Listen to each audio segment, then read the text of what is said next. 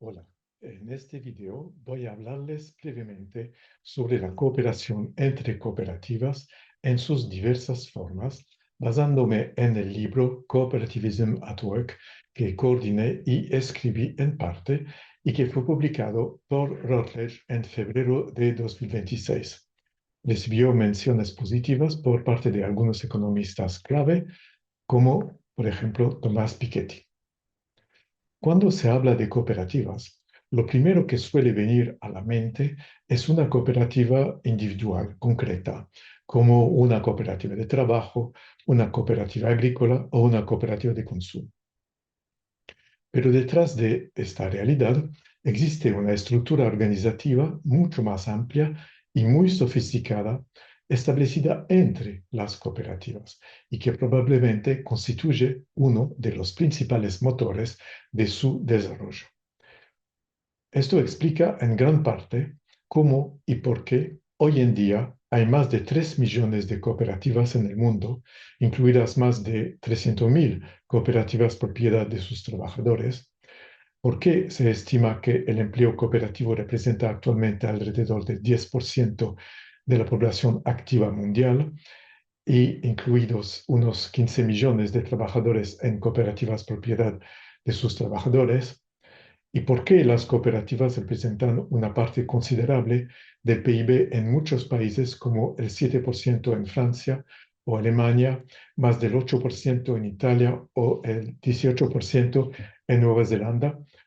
¿Y por qué representan una parte considerable de la comercialización de productos agrícolas, como por ejemplo 25% en los Estados Unidos? ¿O por qué son en gran medida responsables del desarrollo de regiones prósperas enteras, como Emilia-Romagna en Italia o el País Vasco en España?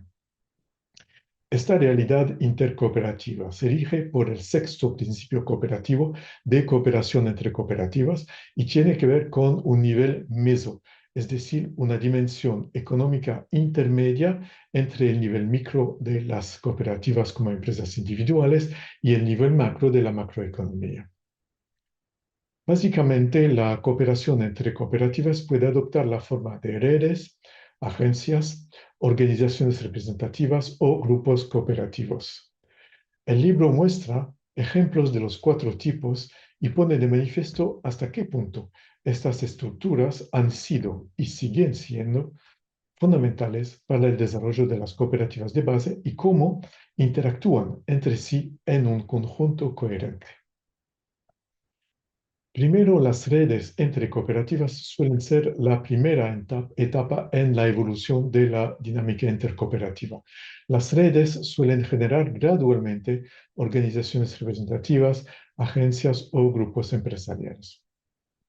Hay varios ejemplos de este tipo de redes de cooperativas en los estudios de caso del libro, por ejemplo, en Grecia y en California.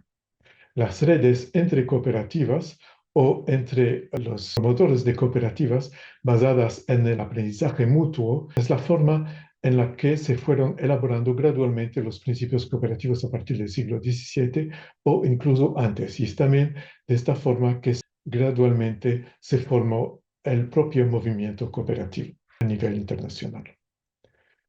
Las organizaciones representativas de cooperativas son similares a las organizaciones representativas de otros movimientos sociales o grupos de interés, pero además de su función de representar a sus cooperativas afiliadas ante los gobiernos u otras instituciones y de participar en la elaboración conjunta de políticas públicas para la promoción de las cooperativas, muchas veces van adquiriendo progresivamente una función de agencia que interactúa directamente con sus cooperativas afiliadas, por ejemplo, en los ámbitos de los servicios de asesoramiento o de la formación y la educación. Es importante también señalar que las organizaciones representativas de cooperativas surgieron muy pronto en la historia. A nivel nacional encontramos las primeras en Alemania y en Gran Bretaña en las décadas de 1850 y 1860 respectivamente. Las primeras organizaciones nacionales representativas de cooperativas de trabajo asociado aparecen en la década de 1880 en Gran Bretaña y en Francia. En las últimas décadas se han creado numerosas organizaciones representativas de cooperativas de trabajo asociado a nivel nacional, por ejemplo, en Estados Unidos, Brasil, España, Japón y Corea del Sur, entre otros. El libro describe la evolución de las organizaciones representativas de cooperativas en los 15 países en los que se sitúan sus estudios de caso. Observamos que su tendencia evolutiva es desarrollar gradualmente estructuras territoriales y a veces sectoriales en su seno, como ocurre en los 3 países donde las cooperativas propiedad de sus trabajadores están más desarrolladas, o sea, Italia, Francia y España.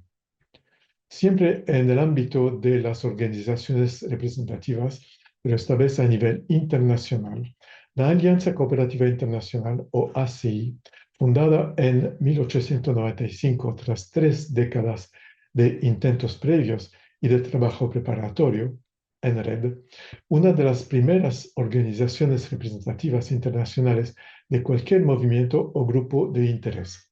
Se fundó antes de que se crearan las actuales organizaciones representativas entre los sindicatos o las empresas en general. Una de las misiones de la ASI es trabajar en estrecha colaboración con el sistema de las Naciones Unidas. El movimiento cooperativo internacional, reunido en torno a la ASI, ha ido creando desde entonces organizaciones sectoriales como SICOPA en el ámbito de las cooperativas propiedad de sus trabajadores y de las de artesanos, y organizaciones regionales como Cooperatives Europe, que mantienen un estrecho contacto con las organizaciones públicas regionales correspondientes. Las agencias cooperativas pueden surgir directamente de redes o ser creadas por organizaciones representativas. Un capítulo completo del libro se centra en cómo una agencia financiera italiana establecida por las 3 confederaciones cooperativas italianas con el apoyo de los sindicatos, llamada Cooperazione Finanza Impresa o CFI, promueve el desarrollo de cooperativas propiedades de los trabajadores, por lo que entendemos cooperativas de trabajo asociado y de cooperativas sociales, en particular en el ámbito de las conversiones de empresas en crisis en cooperativas. Esta agencia utiliza fondos procedentes originalmente del Estado a través de una ley específica y los invierte como capital social, pero sin ánimo de lucro, en cooperativas individuales o en empresas en crisis que se van a convertir en cooperativas. El capítulo muestra que esta agencia tiene éxito por 3 razones principales. Primero, se adapta a la estructura financiera de las cooperativas.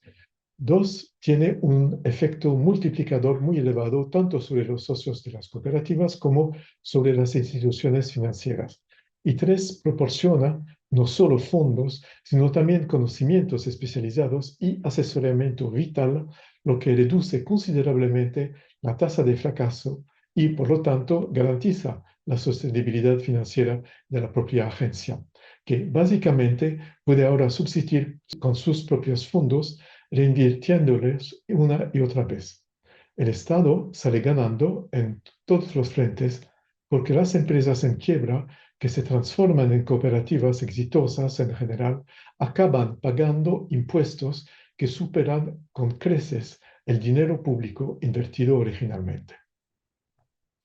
Los grupos empresariales cooperativos con una estructura horizontal que replican la lógica de las cooperativas de base a un nivel superior son una de las formas más originales de cooperación entre cooperativas. Los primeros que surgieron en la historia aparecieron en Gran Bretaña en la década de 1860 entre las cooperativas de consumo. Los primeros grupos entre las cooperativas de trabajo asociado, que aún existen hoy en día, aparecieron en Italia a principios del siglo XX. Después, esta práctica italiana temprana de crear grupos empresariales horizontales entre cooperativas de trabajo asociado se trasladó a partir de la década de 1980 a las cooperativas sociales que nacieron en Italia en gran medida desde el seno del movimiento de las cooperativas de trabajo asociado. Uno de los ejemplos más ilustrativos y famosos de un grupo empresarial horizontal entre cooperativas es Mondragón, al que también se dedica un capítulo específico en el libro, y que ha pasado de ser un puñado de cooperativas de trabajo asociado locales a convertirse en uno de los principales grupos empresariales de España.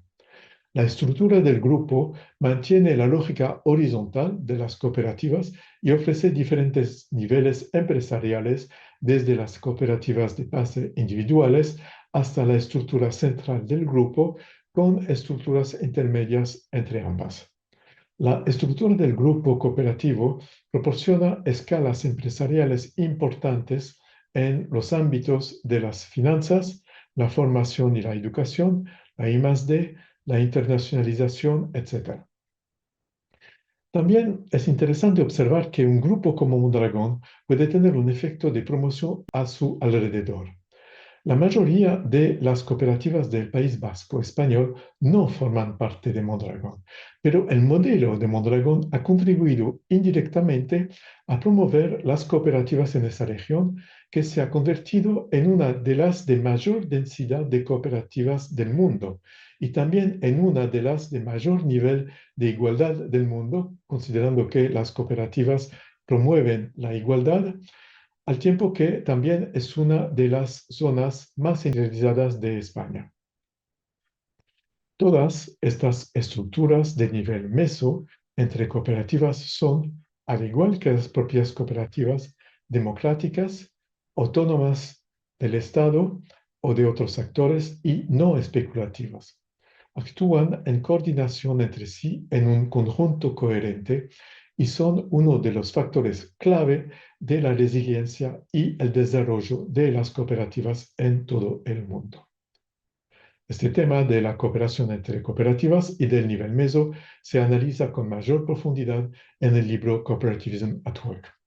Encontrarán una presentación general del libro en el mismo canal de YouTube llamado Cooperativism at Work, al igual que el libro.